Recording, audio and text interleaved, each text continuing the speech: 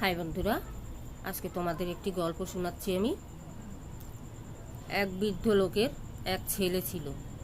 বৃদ্ধ লোকের বাড়ি ছিল নদীর পাড়ে। এবারে নদীর ভাঙনে বাড়িঘর সব ভেঙে গেছে। বৃদ্ধ লোক আর বৃদ্ধ লোকের স্ত্রী দুজনই মারা গেছে।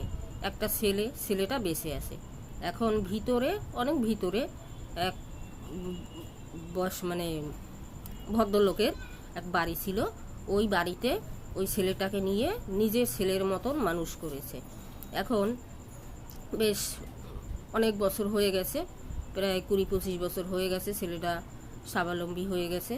এখন ভদ্রলোক বলছে যে রে, তুই কি বিয়ে ঠিয়ে করবি না? তুই বিয়ে ঠিয়ে কর। এবারে বলে আমি তো আর বিয়ে ঠিয়ে করতে চাইছি না, আপনি যদি বলেন তাহলে আপনি দেখেন, আপনার মতামত আপনি করিয়ে দেন, আপনি আমার বাবা, আপনি আমার মা। এবারে উনি মেয়ে ঠেয়ে দেখে বিয়ে ঠিয়ে দিয়ে দিল। এবারে ও বউর সঙ্গে আলাদা ঘরে থাকে, ওকে আলাদা ঘর করে দিয়েছে। এবারে ওই যে ভদ্রলোক, উনিও এবার বয়স্ক হয়ে গেছে। এখন ওই বয়স্ক লোকটা একটা ছেলে ছিল। এখন ওই নিজের ছেলের বলছে, বাবা আমার থেকে তুমি ওকে বেশি ভালোবাসো কেন? আমি কি করেছি? বলে, আমি যখন অসুস্থ হই, রোগে পড়ি, তখন তো তুই আমাকে দেখিস না, ওই আমাকে দেখে। আর ওই ভদ্রলোকের ছেলে ছিল বিশ্ব মাতাল। বলে, তুই তো মাতাল, তুই তো মদ খেয়ে এসে শুয়ে পড়ে থাকিস, আমাকে তো দেখিস না, ওই আমাকে দেখে। যাই হোক, বলে এখন ওই নিজের ছেলের খুব অনুতাপ হচ্ছে, ওর উপরে রাগ হচ্ছে। হ্যাঁ, ওকে বেশি ভালোবাসে। তাহলে আমি দাঁড়াও, ওর বাবার কাছে 20,000 টাকা চাইলো। ওর বাবা অনেক কথা শুনিয়ে দিল, ওর বাবা টাকা দিল না। এবারে ওর বাবার আলমারি থেকে ও 40,000 টাকা চুরি করে নিয়ে ওই ওই যে কাজের ছেলেটা, যে উনি পালক ছেলে, ওর ঘরের মধ্যে রেখে দিল। দিয়ে ওকে চোর বদনাম দিল।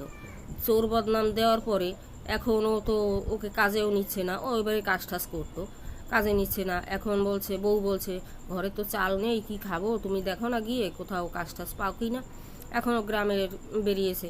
এখন ওই কথা সব গ্রামে ছড়িয়ে গেছে, ও চুরি করেছে। এবারে ও কোথাও কাজ পাচ্ছে না, কাজের জন্য ঘুরছে।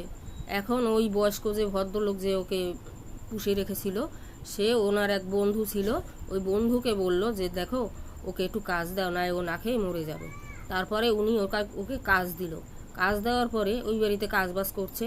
তারপরে একদিন ওনার যে নিজের ছেলের আবার আরও কাজের লোক ছিল, ওই কাজের লোকের সাথে পরামর্শ করছে যে এই ওকে যে কাজ দিল, ওই বাড়ি থেকে এবারে ওনার বউয়ের সোনার গয়না চুরি করবে। সোনার গয়না চুরি করে, সেইটা শুনেছে ওই ছেলের বাবা। শুনে এবারে তো সব ফাঁস হয়ে গেল। এবারে সবাইকে বলে দিল, আচ্ছা বন্ধুরা, আমার